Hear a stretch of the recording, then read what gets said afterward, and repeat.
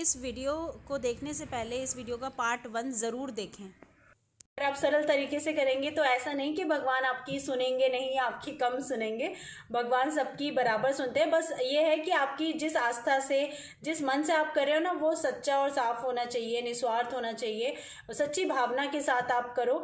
तो आप चाहे सरल तरीके से करो या पूरे विधि विधान के साथ करो, तो आपको फल तो वैसा ही मिलेगा जैसा कि सबको मिलता है। भगवान के लिए सब एक ही होता है। जो लोग नहीं जानते हैं उनके दिमाग में ये सवाल होगा कि बृहस्पतिवार का व्रत क्यों रखा जाता है और किसकी पूजा की जाती है।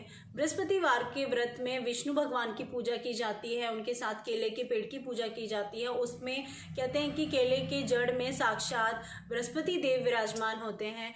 उनकी जड़ को अगर आप अपने पास रख लोगे तो मतलब आपका मतलब कोई भी रत्न वगैरह है ना, सब फेल है उसके आगे। इतना ताकतवर, इतना शक्तिशाली होती है केले की जड़। इस व्रत के बारे में थोड़ा सा बता देती हूँ मैं आपको, अगर आप नहीं जानते हैं तो। देखिए, मैं जो करती हूँ मैं अपना बता देती हूँ। वैसे को नियम तो बहुत सारे होते हैं, लेकिन हमें उतना ही करना चाहिए जितना हम कर सकते हैं। जितना नियम हम हमेशा निभा सकते हैं, हमें उतना ही करना चाहिए।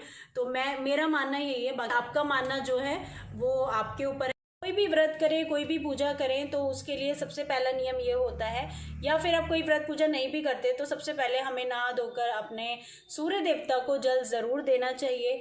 और सूर्य देवता को जब भी जल दें तो हमेशा सादा जल ना दें, हमेशा मीठा जल देना चाहिए सूर्य देवता को। उसमें थोड़ा सा हल्दी या रोली मिला लो और थोड़ी सी चीनी के दाने उसमें मिला लो आप, हैं। अगर फूल है तो फूल डाल सकते हैं आप, उसमें कुछ फूल की पंखुड़ियाँ डाल सकते हैं। सुबह आप बृहस्पतिवार को केले के पेड़ पे घी का दीपक जला सकते हैं। थोड़ा सा गुड़, थोड़ा सी भीगी हुई चने की दाल से आप केले के पेड़ की जड़ की पूजा करें और उसके ऊपर एक लोटा हल्दी मिला के, उसमें मतलब हल्दी मिला के लोटे में जल आप उनको चढ़ाएं।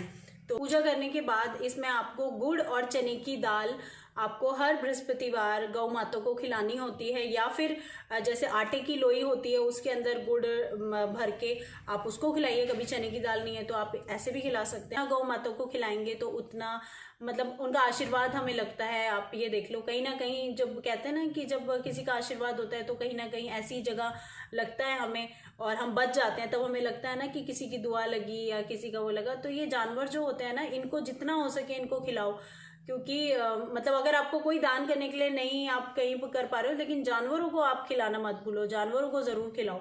क्योंकि इनके ये बेचारे बोल तो नहीं पाते, लेकिन इनके दिल से, इनके मन से ना अपने आप दुआ निकलती है जो हमें लगती है। वैसे तो आप रोज खिलाना चाहिए। वैसे तो मैं तो ये बोलूंगी, अगर आप रोज खिला सकते हो तो रोज खिलाओ। रोज नहीं खिला पाते लेकिन हर गुरुवार को तो आप मतलब खिलाओ ही खिलाओ गौ माता को ना। तो इस तरीके से आप सुबह के टाइम आप पूजा कर सकते हैं और शाम के टाइम विष्णु भगवान की आरती कर सकते हैं। और वो जो मैंने बताया है आपको वीडियो में, धूनी लगा के पूरे घर में आप घुमाइए तो वो बहुत अच्छा रहता है नेगेटिव एनर्जी को निकालने के लिए।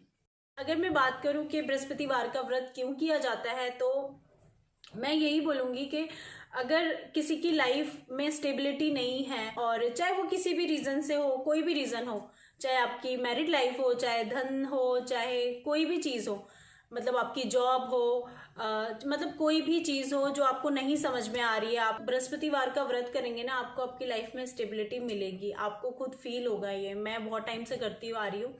और मतलब आप अगर आपको कुछ नहीं भी चाहिए तो भी आप बृहस्पतिवार का व्रत आपके मतलब आपकी लाइफ के लिए बहुत अच्छा होता है। मेरे पास वर्ड्स नहीं है, आप खुद करके देखेंगे तो शायद आपको पता हो, या जो लोग करते होंगे उनको पता होगा। अगर आप ये व्रत रखना चाहते हो तो आप क्या करो कि आप पहले गुरुवार को आप सच्चे मन से, सच्ची भावना के साथ इस व्रत का शुरुआत करो। आप ये मत सोचो कि मैं ये व्रत करके देखता हूँ या देखती हूँ, देखते हैं कि असर होता है नहीं होता। ऐसे कोई भी चीज़ करोगे ना, कोई भी अनुष्ठान करोगे तो कोई भी मतलब कोई फ़ायदा नहीं है ऐसी चीज़ें करने का ना। तो आप ये मतलब एक चैलेंज वाली बात हो गई, भगवान को चैलेंज कर रहे हो या फिर आप यूनिवर्स को चैलेंज कर रहे हो कि देखते हैं होता है नहीं होता। नहीं, ऐसे मत सोचो। ऐसे ये सोच के तो मतलब कुछ मत करो। फिर आप कुछ भी करो तो पूरे विश्वास के साथ करो कि मुझे इस चीज़ पर भरोसा है और ये चीज़ ज़रूर होगी। और कोई भी चीज़ आप सच्चे मन से प्रार्थना करोगे यूनिवर्स से, भगवान से, है ना, सच्चे मन से कोई भी चीज़ मांगोगे और जिसमें किसी को नुकसान ना हो रहा हो, और तो वो ज़रूर सिद्ध होता है, ज़रूर मिलता है। मतलब मैं अपना एक्सपीरियंस बता रही हूँ, अपना पर्सनल एक्सपीरियंस बता रही हूँ, क्योंकि मैं इतने टाइम से करती आ रही हूँ और इसलिए मेरी आस्था और ज़्यादा बढ़ गई है और इसीलिए मैंने ये चीज़ें आपसे शेयर कर रही हूँ, ताकि अगर आपके साथ कुछ ऐसा है, कोई प्रॉब्लम है, कोई ऐसी समस्या है जिसमें आप भटक रहे हो, आप अपनी जो भी प्रॉब्लम है आप उनसे शेयर करो, आप उनको बताओ कि मैं इस वजह से ये व्रत कर रही हूँ या कर रहा हूँ और मेरी ये समस्या जल्दी ख़त्म हो जाए और जल्दी मेरे को लाइफ में जो भी आपकी प्रॉब्लम है, मतलब आप उनको बताओ बृहस्पति देव को और विष्णु भगवान को।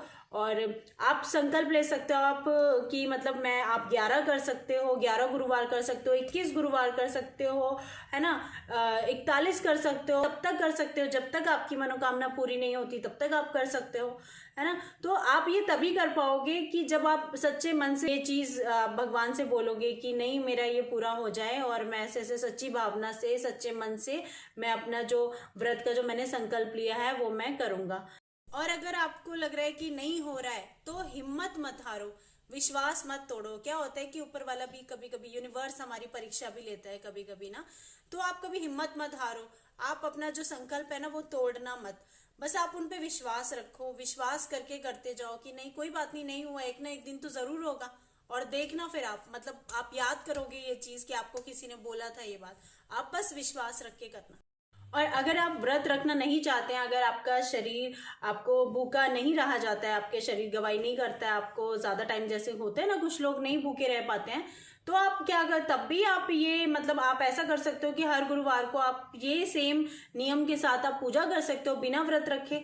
भगवान हमें ये नहीं कहते कि आप भूखे रहो हमारी पूजा करने के लिए, भगवान नहीं कहते, ये तो हम अपने शरीर के लिए या अपनी आस्था के हिसाब से करते हैं ना।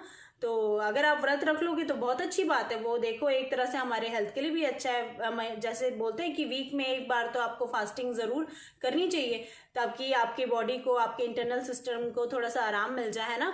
तो इसीलिए ये सोच के भी कर सकते हो अगर आप पूजा में विश्वास नहीं करके रखना चाहते तो।